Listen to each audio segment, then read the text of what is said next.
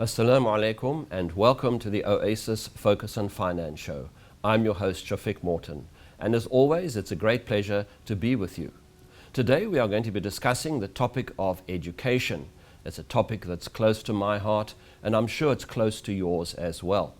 As we all know, there have been nationwide protests with regards to the issue of education, and it's certainly been making the headlines. If you would like to pose a question, a query or a comment, details will be on screen during the show. As we all know, the issue of education is one of the most important things for economic liberation. Wasn't it former President Nelson Mandela who said that the future of the country lay in education, education, and education? Joining me from Oasis today to help us through all these issues are Ebrahim Rawoot and Daniel King.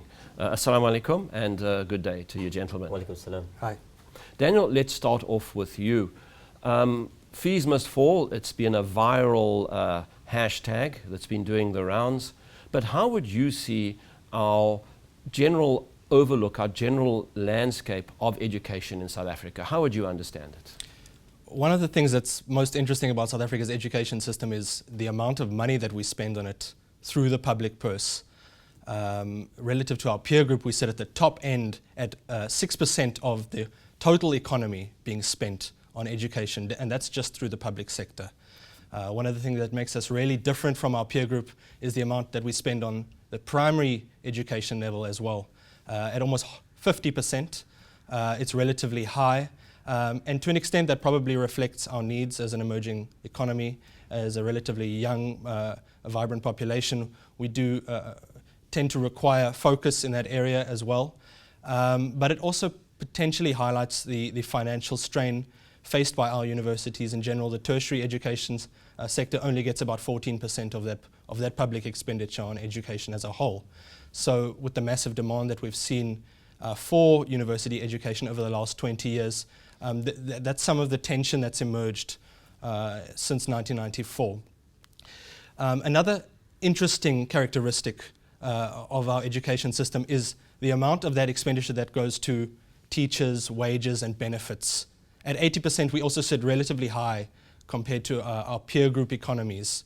Now, that in and of itself is, of course, not a bad thing, but on aggregate, it hasn't translated into a competitive advantage in education outcomes. As we've discussed before, South Africa's maths and science outcomes sit uncomfortably below where they need to be in the context of our average income.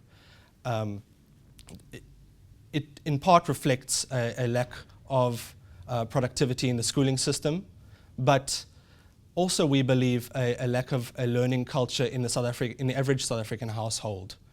There are small things that could go a long way to improving this, we believe. Things like reading to your children, fostering hunger for knowledge, an appreciation for the power of mathematics, science, diverse range of literature.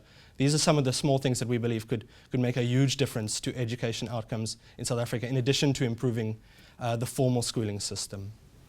Ebrahim, would you regard these protests by the students as a victory, number one, and number two, as being meaningful in any way? I think, one of the most important positives to look at in terms of these protests, really what it's shown is that our youth has remained engaged politically. And I think, while our democracy, not perfect at all, has still been able to highlight that the vulnerable is really able to voice their opinion. And I think that's really good. But then there's also those that view the outcome of, the protest as a victory, not only for the current education system, but also for the future education system. And then if we look at the cost of education, over the many years, it has significantly increased. In fact, if you look at some of the stats since 2009, university fees has, increased 95%. School fees has doubled over that period. So that's quite significant. Now, if you take inflation or CPI into account over that same period, averaging between 5 and 6%, you can see there's been a significant increase in the education system, and we need to now start saying, but how sustainable is this and how sustainable was it? So there was every right to say, we need to look and address at the current costing system within the educational system. Then what is also very important, is that we remain important to the fundamentals at heart. And that is, looking at the educational system, saying what changes needs to be made. Because if there's no changes made, we're going to impede on the current South African system, and that's not going to be good.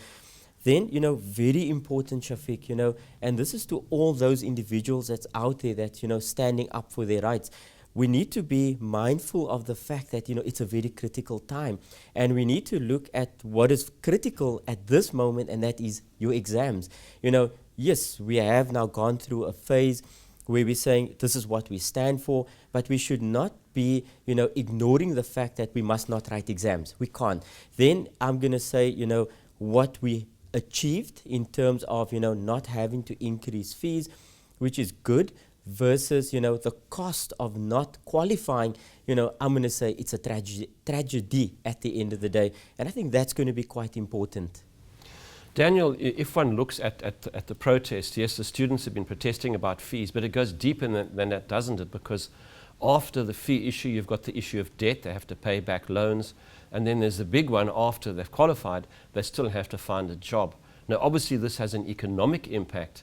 Is there a light at the end of the tunnel?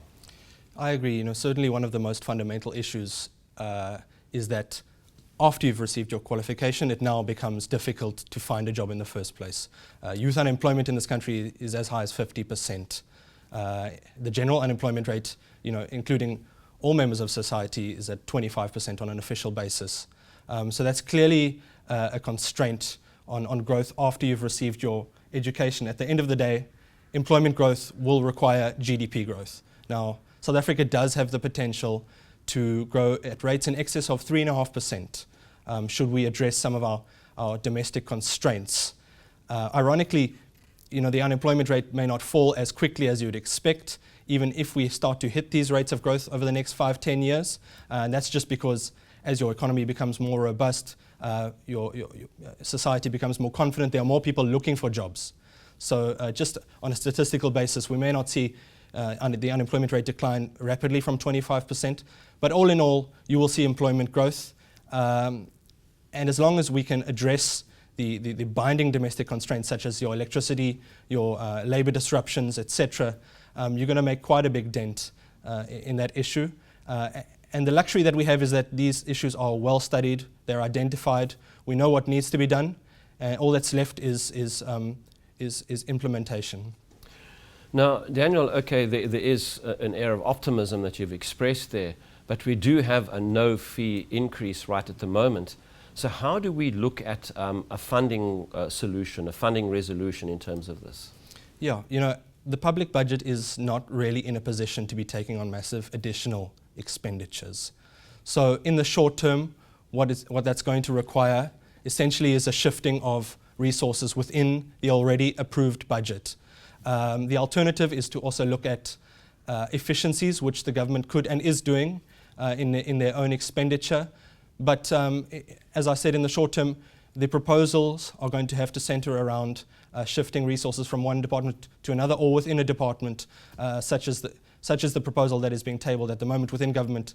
The Higher Education Department is likely to shift resources towards that initiative. But at the end of the day, in the short term, there are going to be winners, but there are also going to be losers because we have to protect that budget stability in the interests of much longer term considerations in terms of economic growth and stability. Ebrahim, there's been considerable debate, as we know, in the government sector and even in the private sector that business needs to step forward and play some kind of role in the whole funding landscape, as it were. How do you see that? Yeah, certainly, if Shafiq, in our view, this is crucial. We recently saw a former Reserve Bank governor, highlighting about the wealth tax, and he said, do we increase, value-added tax or VAT? But this is not the only options available, to funding the tertiary education system. So in our respect, we need to say, there has to be leadership role. There has to be obligations. Every one of us have got that. And, it's going to come at all different levels. It's going to come at all different spheres. So it's not about just pointing fingers at any one person or any one entity or any one organization. And this we certainly agree on, but it has to be at a bigger scale. And what we say is there must be transparency, there must be trust between the public sector and the private sector in terms of the funding resources. Now, from our own perspective, we're proud to be part of that solution and not, the perpetual complainers, as we call them. In fact, the involvement of Oasis in the educational program centers, and what it extends to has been, as early as the early childhood development programs, right through until tertiary education. It's no use you're addressing the tertiary, but you're not creating, the fundamental base, and I think that's critical. So some of the recipients of the Oasis Crescent Fund Trust has been the Early Childhood Development Center. We've seen, the likes of the Equal Opportunity Foundation. These have been one of many recipients that have been able to benefit from, the trust itself. This has made the implementation of projects, all more possible. So now what we have is we have the promotion of, children's holistic development. We have centers that's going up.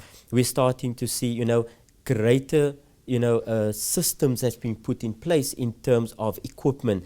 And most importantly, we're also starting to see development at the teacher level. It's not only about educating the student, it's about also saying, the teacher or the lecturer, is he or she at a certain level? And I think that's critical.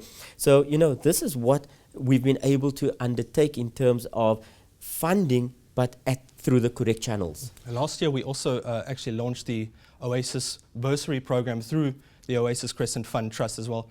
That was launched by the leadership of Oasis, and it's a program of over 3 million rand per year at the moment, expected to grow substantially over the years as that program extends its reach.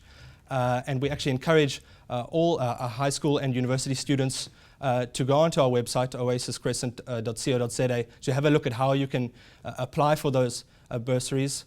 And in this way, we'll continue to support university and high school students financially and in other ways as well over the future. Right, let's hold those thoughts. You are watching the Oasis Focus and Finance show. We're talking about education. Time for a quick break, and we'll be back right after this.